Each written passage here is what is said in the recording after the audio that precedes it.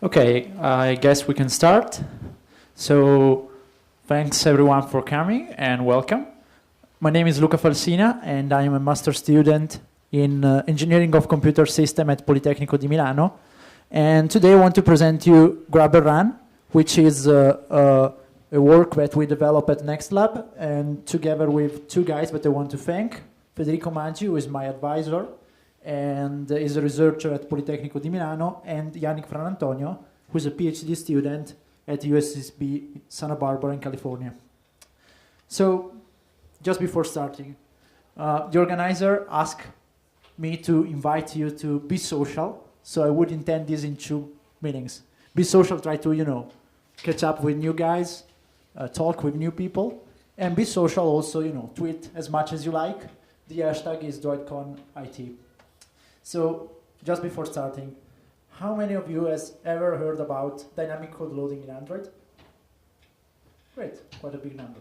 And how many of you has used this actually in one or more of these applications? Okay, it's lowering. And it's quite normal because it's a cool feature, but it's not so well known. So let's just start from the basics. Dynamic code loading is a technique, a programming technique that you can use to load additional classes into your code, into your applications. And the peculiarity is that this code is not already in your application. So basically you take a container, a source external container, which can be an APK or a jar container, and you load classes out of it. This container can be either local, so already on your phone, or remote. So it can be stored, for example, on a storage server, you fetch it and then you load. And dynamic code loading has several advantages. For example, it helps to customize the behavior of your application depending on the device that you are targeting. So for example, if your device has one front camera and one back camera, or has just one front camera, the application can load different classes at runtime depending on this and performs better. Or our use cases are silent updates, which means, let's say that you have an application which relies on a third-party app library, for example, an ads library. For how the system is project in the standard Android, you would have to, every time that you want to have the newest function of this ads library, you have to serve a new update to the main application. So the user is bothered because he has to update, always updating the application. While it would, make much more sense just to do the opposite. So having the library that says to the main application, okay, there is a new update, please load me and start me. And you can do this with dynamic code loading. Or also for extensibility, in the sense that, let's say that you have a game, and once that the user buy a premium function, a new level, a new weapon, you can just load it dynamically in your application. So that's just, just to have an idea of why you should use, or you could use dynamic code loading. The next step is, okay, we now know what it is. How can we do this in Android? And there are several classes that helps you to do this. In this talk, we will focus just on this category, class loaders, which basically just, look for containers, take the classes inside of them, translate and prepare them, and then you can inject the classes. And in particular, among these two guys, Path Class Loader and Dex Class Loader, we will focus on Dex Class Loader. I will introduce it soon. And the peculiarity is that Dex Class Loader takes Dalvik bytecode. So let's start to understand how this works.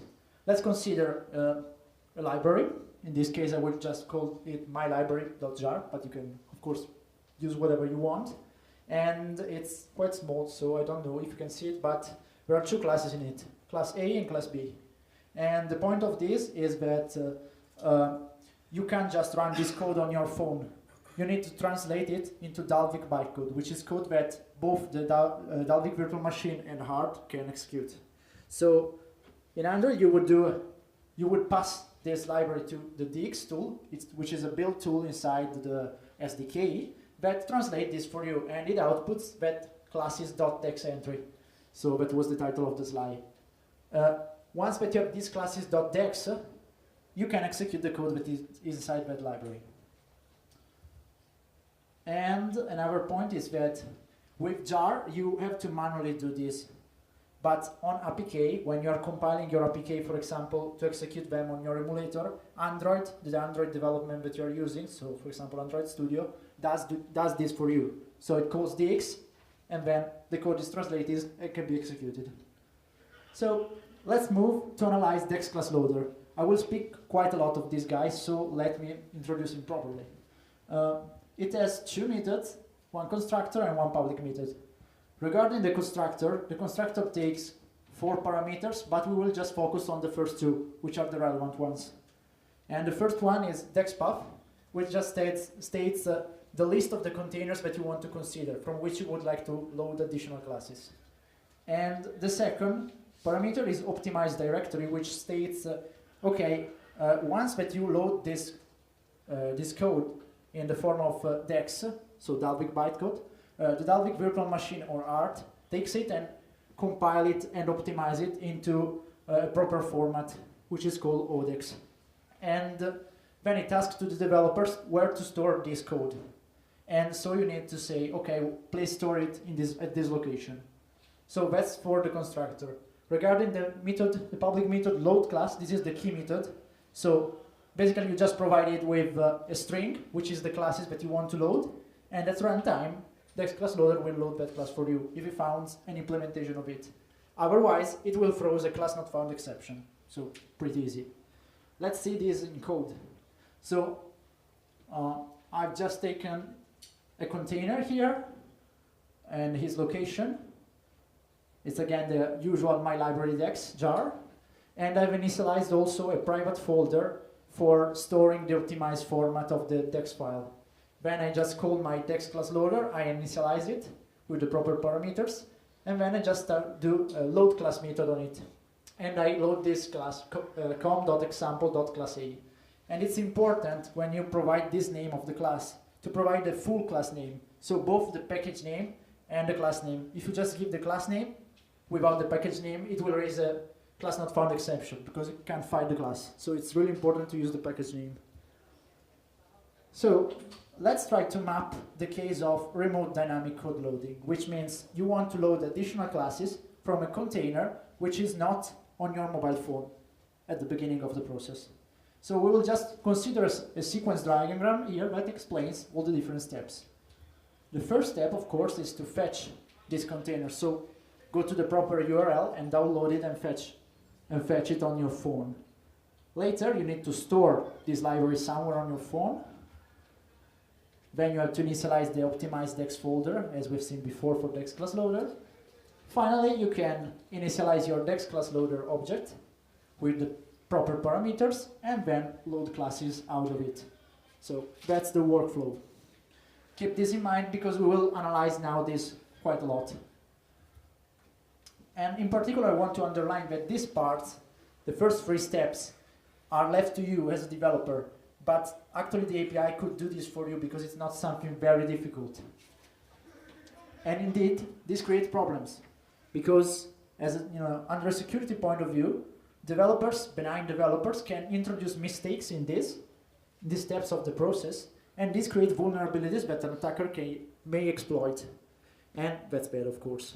So now we will see how these things can be scrabbled and ruined by introducing errors of different type. The first one is a developer who miss or do not implement correctly the retrieval of the remote code. For example, he performed the fetching with HTTP connection, which is unencrypted, unauthenticated. So imagine the middle attacker, a guy that sits just in the middle, can stay there and substitute the original container with a repackaged version of it. The real problem is that Dex class loader does not perform any kind of integrity and signature check on the container that you serve to it. So it will just take everything that is inside the container and execute it without making any noise, any problem. So an attacker that substitutes where the container is able to execute this code instead of yours. Another error could be in the location in which you store the code. So for example, you have properly retrieved the container, but you store it on the external storage, which, as you know, probably, it's word writable. So that's a problem because once again, an attacker could just sit there and substitute the original container with a malicious one and force again the execution of the malicious code. A very similar attack can be performed also on the optimized disks, in case that once again you store the code in external storage, on the external storage, so in a world writable location. The guy can once again overwrite, this time the optimized DEX files, and have his code executed instead of yours. Code injection, again, as before. So these are the different kind of attacks. And what we would like, what was the outcome of this is that first, security experts do not necessarily mean, developers does not imply necessarily to be security experts. And why should it be, I mean?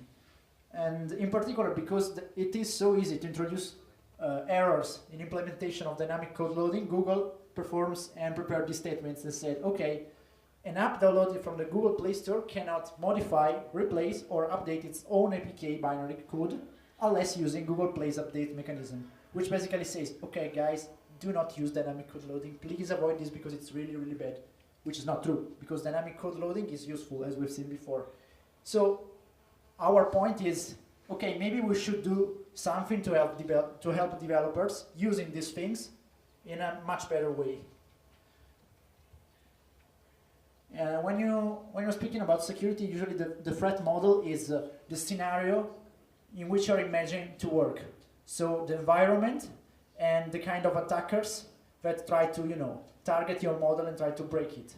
And in our case, the threat model is that we are working on mobile devices, on Android devices, and there is a man-in-the-middle attacker, so someone that can sit in the middle and who tries to, exploit the errors that the benign developer put in his code to execute his own code.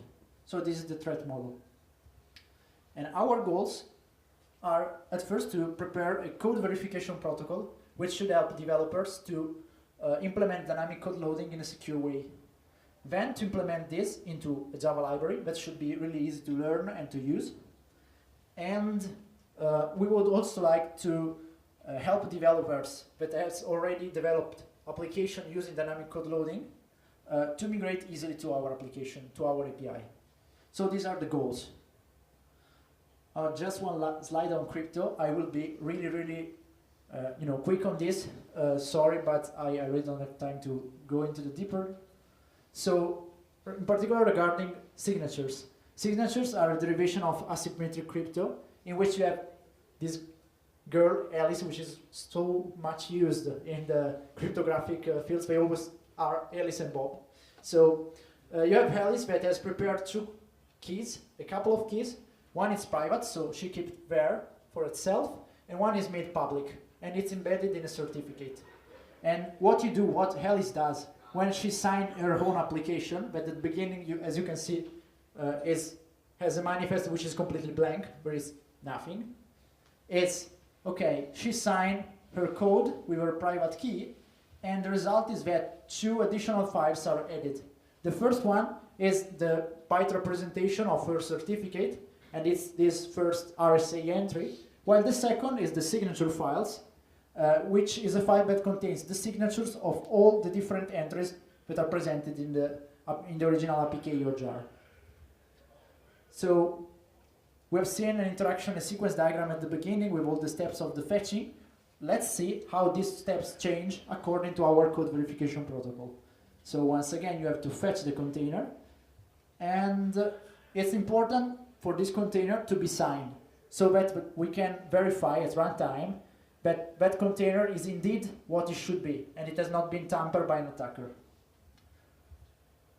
Later, we store the fetch container in an application private folder so that we're sure that no one will modify it after that we have fetched it correctly.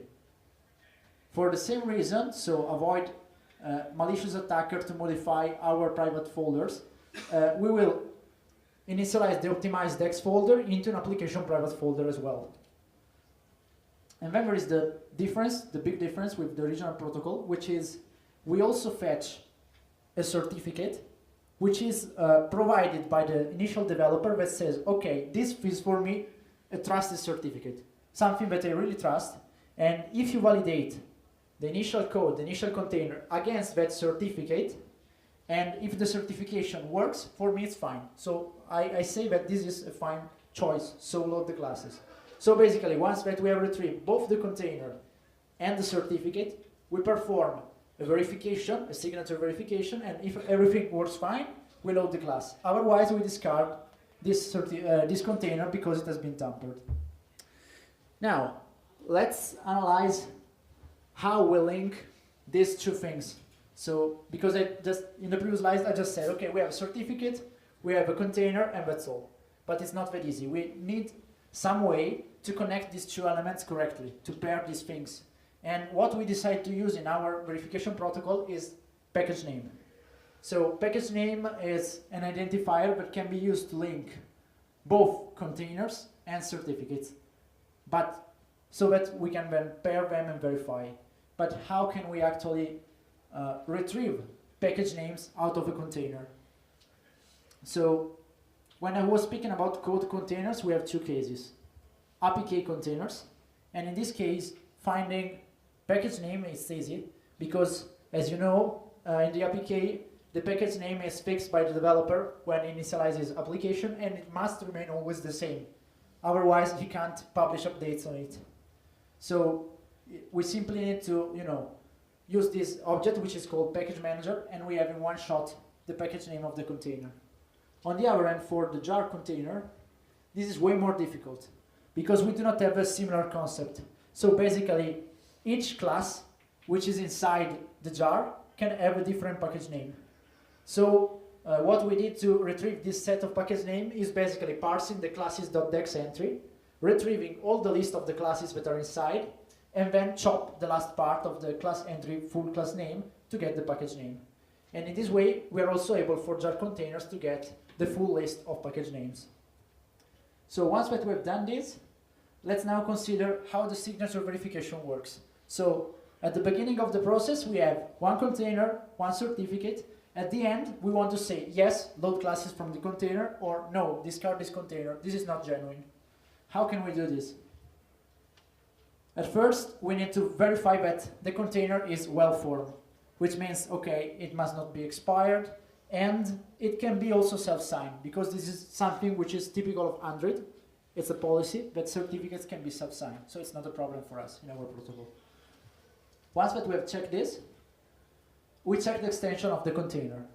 If we have an APK, the first step is the APK contains all the set of the certificates that were used to sign it.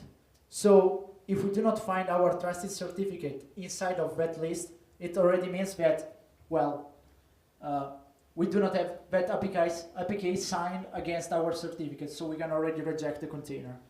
If on the other end, the trusted certificate is exactly where it should be, we need to check the jar manifest of the container. Once again, if the jar manifest do not contain any signatures, it means that the containers is not signed, so we reject it.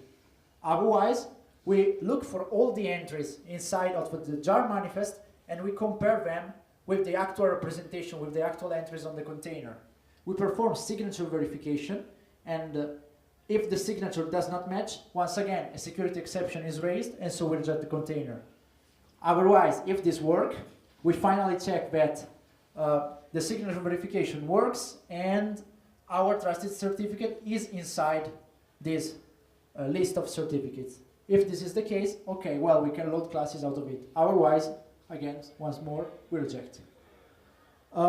This is the basic of our code verification protocol. We also introduce several ways to make the things faster. So, for example, avoid to always retrieving the same containers, the same certificates. We introduce caching. And this could also be applied for signature verification. For example, let's say that you have a jar and you want to load classes out of it. It's stupid if the jar has many package names to verify the jar every time that you receive a load operation on a different package name. So we need some kind of caching to make this thing faster. So let's say that you receive, for example, a load class, example, class A. In this case, we retrieve the package name, example. So this is the container to verify. We perform the verification and we suppose that it goes well. So we load classes out of that container. And then we also propagate these results to all the different package names. so that com example is valid, and also com example system, and also its polymit test, for example. If all of them are valid, when we receive next another load operation from polymit test, we just say, okay, this is fine. We do not need to perform again the full signature verification. And these are just different tricks that we applied to make the thing work faster. Okay, so after having presented the, okay, something went terribly wrong here, okay. After having presented the code verification protocol, let's now present GrabberRun. GrabberRun is our implementation of the protocol, and it is online, open source, so if you want to go there and check and say, send an email to me, Luca, it's not a good work, or I like it, please do it, I would really appreciate it. And by now it just wraps the native Dex class loader API. But it's, it builds on top of it. And in particular, it builds by providing a new class, which is called Secure Dex Class Loader. Where engineers, the fantasy is limited, so Secure Dex Class Loader. And in particular, you start from an helper factory class, which is Secure Loader Factory, which provides you with a method which is create Dex Class Loader, and works basically just like the constructor of Dex Class Loader. It's really, really close. The only difference is that we require a map in here, which connects package names to certificates. So it was kind of linking that I was speaking a couple of slides ago. And in this way we can say, for this package name, please use this certificate for the verification. And yeah, and of course this method returns a secure Dex class loader object instance.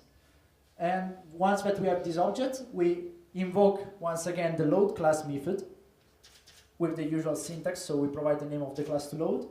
And the results can be either the class to load, if everything works fine, a class not found exception, if that class is not present, or a null pointer, in case that the container that we use as a source is not genuine. So in this case, in this way, we can disambiguate if either you were not able to find the class in the container, or the container is not secure. Let's see a code example, and in particular a comparison among the two methods. On top you see Dex class loader, what we have already seen previously. Below you see our solution, secure Dex class loader. So at first you need to provide the location of the containers, and Dex class loader loads only local containers, while our solution can also directly fetch containers that are not stored on the phone. You simply say, okay, the container is there, just go there and grab it for me. Then, in the first case, you prepare the optimized folder, while in our case, you populate the associative map, linking package name to certificates, and then you instantiate both the objects. So Dex class loader and secure Dex class loader with a syntax which is really, really close one to the other. Then there is the loading operation, so the invocation of the load class method.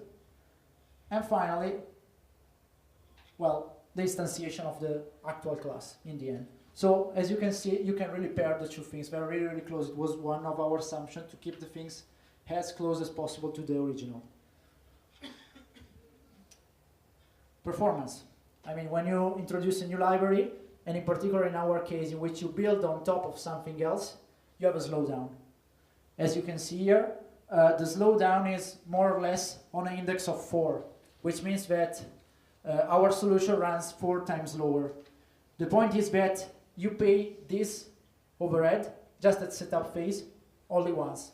So when you instantiate the component, it goes lower, but then for the loading operation, if you see the slowdown, it's close to 1. And since the slowdown is the ratio between the time of our solution versus the time of the initial solution, having a ratio of 1 means that basically it performs in the same way, so it's good. So slower at first, but then works faster.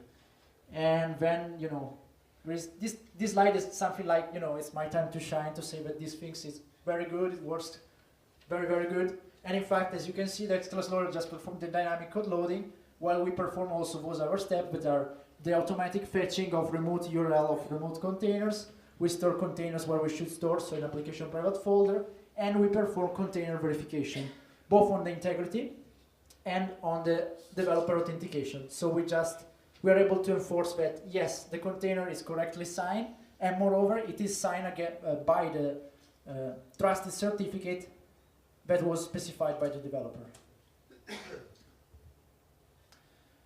Last, repackaging tool. As I've said before, one of our goals was to also help developers migrate their application to use our secure API. And for this reason, we implement a repackaging tool, which is basically a Python script that takes an application that you want to patch to use our API, a series of code containers that you would like to load classes from, and some settings like, okay, I want you to validate all of these code containers against a certain trusted certificate. Once that we have this input, our tool at first analyzes it with AndroGuard, which is a great tool. I really suggest you, if you are into the security field, to use it. It's really nice. Which puts together both static and dynamic analysis, and it will return you the permission that the application uses, and also the specific point in its code where it will call Dex class loader API. So it's really, really good for us. Once that we've done this, we disassemble this APK using APK tool. And when you perform the disassemble, it's basically the coding that opens the original APK into 3 different things. The manifest, which is reconstructed, resources, and the Smally classes. The Smally format is basically the compilation of the original Java classes, which is human readable and easy to patch for us. So once again, it's something that comes useful for us. So later we add the missing permissions, which are the permissions that GrabberRun needs to run, to the initial Android manifest, and we obtain a patched version of it. Then we just copy the GrabberRun translation of the Smally classes alongside with the initial Smally classes. Then we translate the settings that the developer gives us by injecting extra Smally code into a specific class of GrabberRun. And then using the suggestions that AndroGuard gives us on the sensitive points, which take each sensitive point and we rewrite it using our API. By putting together all of these steps in the end, so the patch Android manifest and all of these patched Smally classes, we are able to use APK tool to reconstruct and provide a patched APK. So the developer gives us at the beginning an APK which is using the Dex class loader, and we return a still fully working APK that use our API instead. So it's pretty nice, I think. So the limitation by now, basically the main limitation is, as I've said before, in the overhead of the performance, because we are more costly in the setup phase. But then we provide extra features. So as usual in security, it's try to balancing security and efficiency and simplicity for the users. And of course that we require the internet connectivity at first to fetch the certificate. Otherwise we're not able to validate our code containers against something. We really need to have a connection at first. Future works. We would like to optimize and refine GrabberRun, and in particular to extend it to support our API for dynamic code loading, for example, path class loader, or there is context create package loader. Then we want to make public also the repackaging tool, and perform some kind of evaluation of it. And finally, we would like to provide an Android Studio plugin that should help the refactoring of the code, so that also a developer who is using Android Studio can say, okay, please just substitute all the calls to Dex class loader with your calls to your library in an easy way. That's almost all, just one thing.